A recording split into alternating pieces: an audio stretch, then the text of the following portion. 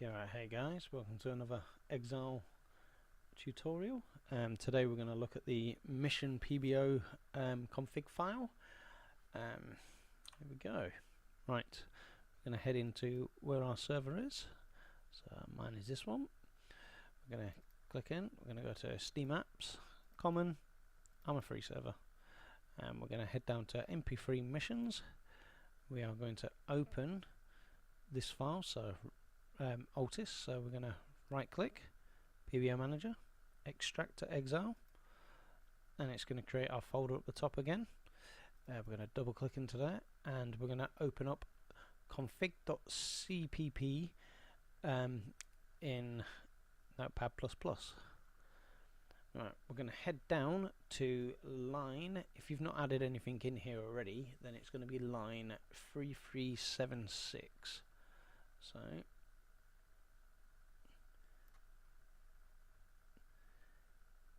So we're going to come to here. This is the environment settings. You're gonna it's your options. You can do how you like. 1 means enabled, 0 means disabled. So if you want fireflies on your server, you change this to a 1. If not, then you keep it on a 0. They will only spawn in at different hours, so you can change these hours. This is at 1800 hours. This is at 4 o'clock in the morning. It stops.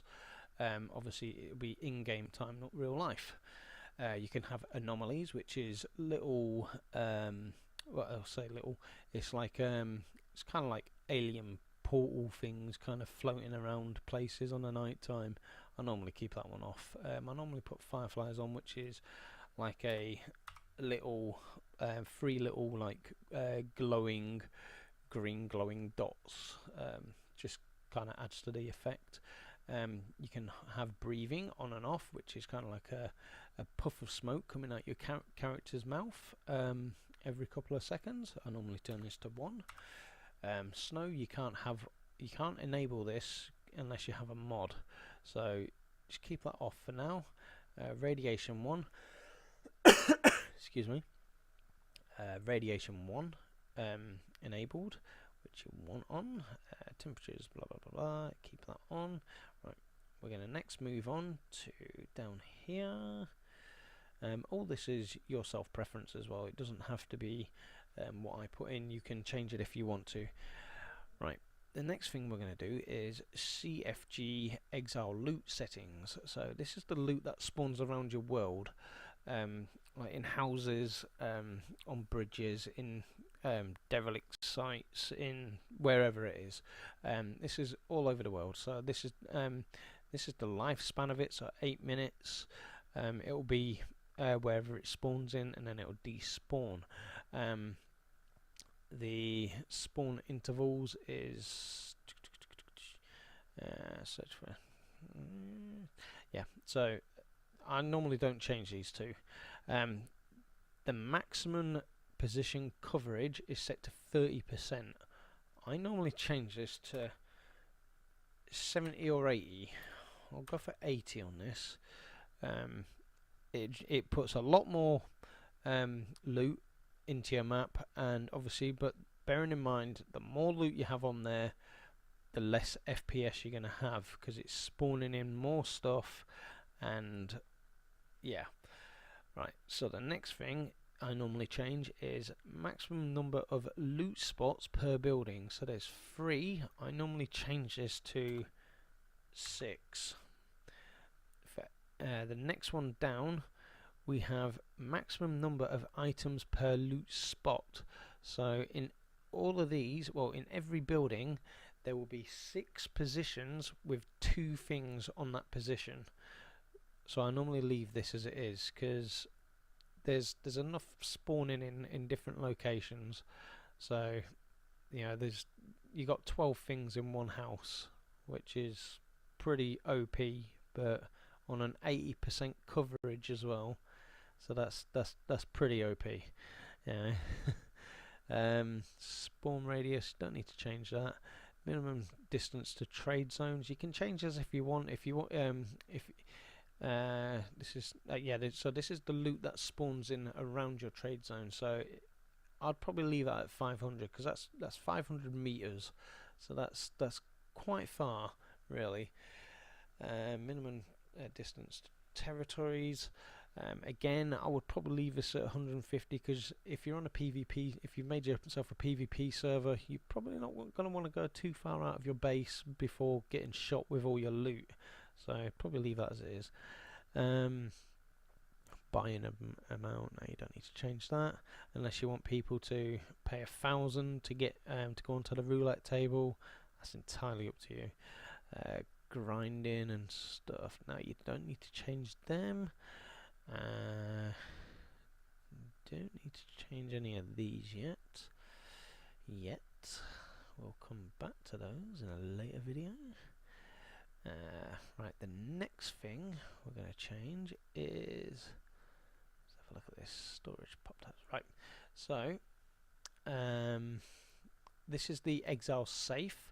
So you can change this to however much you want. It's set at 25,000 at the moment. If you want to change that to 40,000 or 50,000, so people can store that in their safes. But bearing in mind, the safes might get hacked, so your money might get pinched. So if I was you, I'd probably put it in the vendor. Sorry, not the vendor. In the lockers, and then your money's safe. Yeah, sorry, we'll go back up here as well, yeah, to the locker. I forgot about this part. Right, I normally change this, and I normally, so then people don't moan about, oh, you know, you've only got it set to, you can only, I don't know, get up to 1 million or something. Obviously it's set to 10,000 at the moment, to deposit into your locker. I normally add a bunch of zeros here. You can add as many as you want. And then people can earn as much as they want without moaning. I found it the best way. I mean, that's probably about 1 trillion or something. I don't know. I can't even tell you how much that is. But I normally add a shed load of zeros on there, and keeps everybody happy. They can earn as much as they want.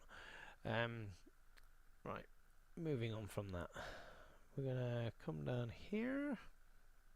Again, you can change the jackpot prize fund, how much it costs to spin as well. I don't normally change them, so I normally leave them.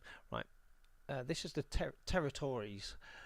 So normally I would change, obviously being only on there with me and my friends, I normally change the radius to about 250.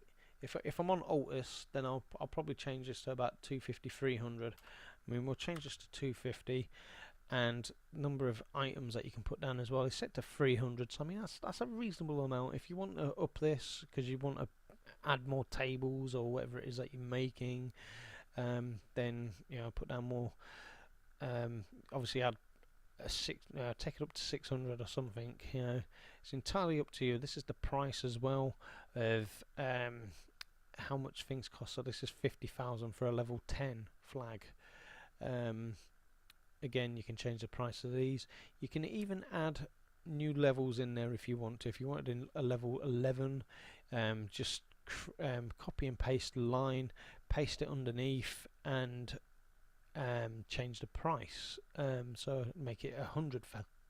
Excuse me. Should make it 100,000 or however much you want, and then obviously change the parts here of how much radius you want them to be, and the how many objects.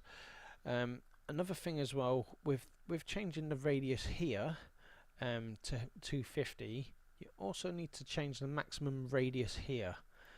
So it's just like a double thing, really. I don't know why it's like that, but it is. Change that to 250 as well, and then that'll always be your maximum radius. So if you did create a level 11 or a level 12 or however many you're going to go down, whatever that number is there, which is the highest, always make sure it's there, and that's the highest. What else can we yeah, this one here as well, maximum number of territories per player. I normally change this to 6 just in case you've got multiple bases around the map. Minimum distance to trade zone, so this again you can change this to some people normally change this to 1,500. Again, 1,000 is pretty far, so that'll do for me. Right. Okay, so the amount of pop tabs per day to pay, you can change this to whatever you want. This is how much per item you put down, so tables, walls, etc., landing pads, whatever else. For every time you put something down, it's going to cost you 10 pop tabs at the end of the 365 days that we changed in the last video that you will have to pay. Or if you changed it to 2 weeks, 1 week, or however many days you changed it to in the last video, this is how much it's going to cost you. So you can set this to whatever you want. If you want it to be, you know, depending on whatever you've put it at to begin with in the last video. I just normally leave that on 10. Let's have a look. Next thing, don't need none of this part. I think that might be it. Oh, what's this part? Virtual garage. You need to enable this to 1. Sometimes it's on 0, but change that to 1 for your virtual garage. Again, this is the amount of vehicles that you can have in your garage as well, so per level of your flag. So a level 1 to 10. For a level 10 you can have up to 28 cars, or planes, or whatever else you want to put in there. Submarines, ships, aircraft, planes, tanks and cars. You can change this to whatever you want. You can change this we'll change this for argument's sake to 50, so you can have 50 cars at level 10. Why you'd have 50 cars, I have no idea. I think that is pretty much it for that file. Yep, that's it. Right, so once you've done that, you're gonna save, exit. We're gonna come back out of here. Oh, wrong file. We're gonna come back out of here. We're going to put that into the originals. We're going to replace. We're going to pack it back up into a PBO, and there it is, and then you're done.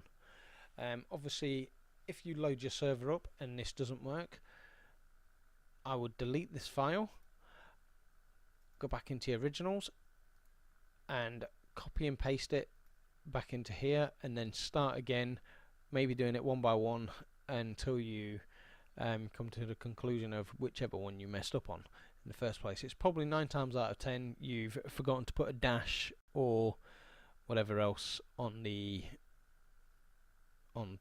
parts. Okay, right, thanks for watching anyway guys, I'll see you in the next one.